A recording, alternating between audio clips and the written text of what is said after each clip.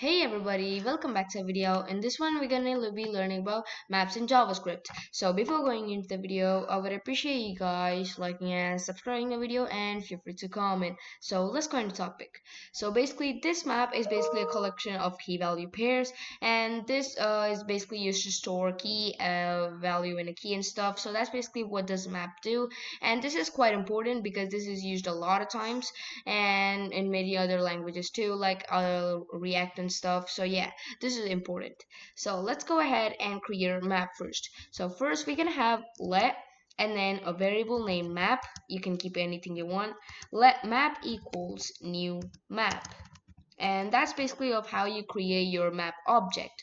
And after this you can have your stuff inside this, so you're basically gonna have two pairs, or it depends on how much you want, so it's basically gonna increase whenever you want to have more. So one pair is mandatory, and or two pairs is mandatory because you have to have a key value pair and stuff. So yeah, and the first is going to be apple, and then the second one is probably going to be a fruit. So this is what I have. This is what is gonna happen. So it's basically gonna store apple as a fruit and stuff. So yeah, it's a key and this is a value. And we can give a comma and then give some more values. So let's just go ahead and create another of the square brackets, and then we're gonna have banana or something. Let's just do that.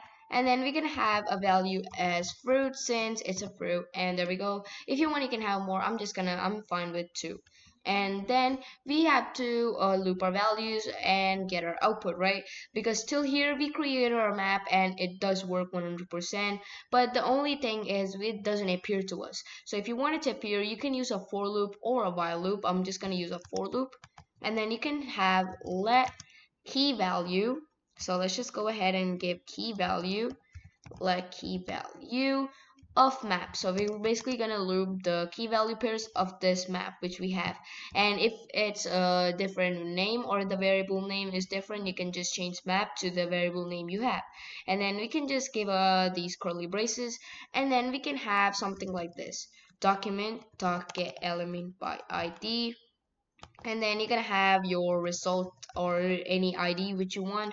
And then I'm just gonna create the result ID in the future in our HTML file, and then we're gonna have dot inner HTML equals, and then I'm basically gonna have key plus this pair of string and stuff, and then I'm just gonna have plus the value. Since we wanted to print in a different line, we're gonna use the BR tag, which is also known as the break tag. So let's just do that. And there we go, we're done with our index.js or our JavaScript file. And now we're gonna go to our HTML file, and then we're gonna have type HTML or HTML tag, our body tag, and also our h1 tag, which is gonna have an ID of the result. So let's just go ahead and give the ID as result. There we go, and that should be it. And then we're gonna have our script tag so that we can get our script from our index.js or our JavaScript file, index.js.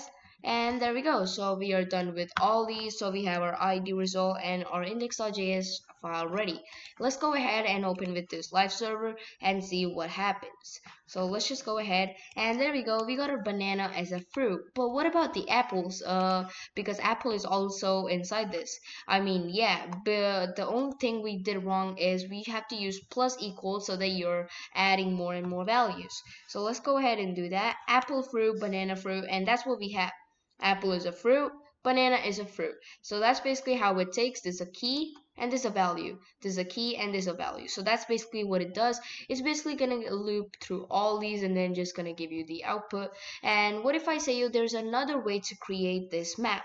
So let's just go ahead and delete this since we don't need that right now. And there we go. We basically have a blank or an empty map object. And here you can just use or you can just insert some objects using map.set. And then this is basically going to insert some objects. So here I'm just going to have an object of apple, and then that's my key, and then the value is going to be a fruit. And there we go.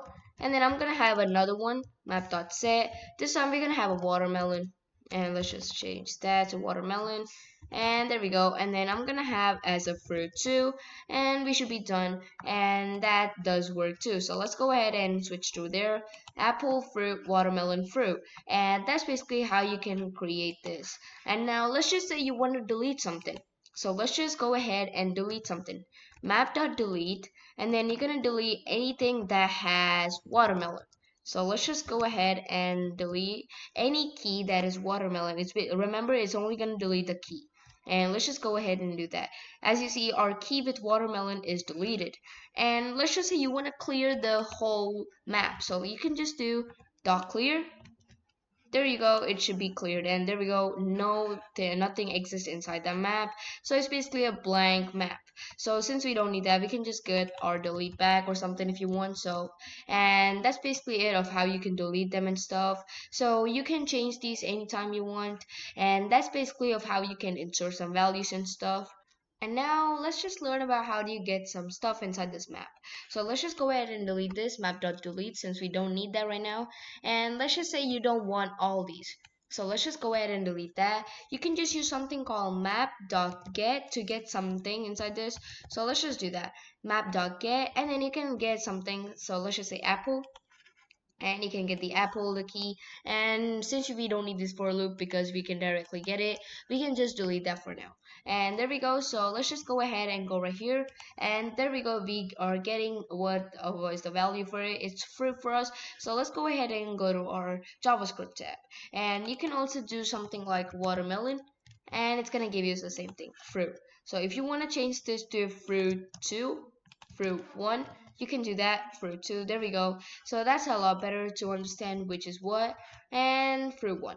So that's basically an example of how do you get something inside a map, or how do you get something that is inside a map and stuff. So you can do that. And also the last thing we're going to be learning is about the size. So you can also get the map size, which is basically the length of the map or the length or something. So let's just go ahead and get our size. So to do that, you're gonna have map.size, and there we go. Let's just reload this. Oh wait, we should not have a parenthesis, so let's just delete that. And that is 2 because we have 2 values and everything, key value pairs. So we have 2 of those. So let's just copy these and paste a lot of more. So let's just do that and there. And there we go. So we should be done. And let's reload this. And there we go. It does still give us 2 because these all things which we copied are basically the same one. So let's just try to change the values. Fruit 5, and there we go, and we should be done.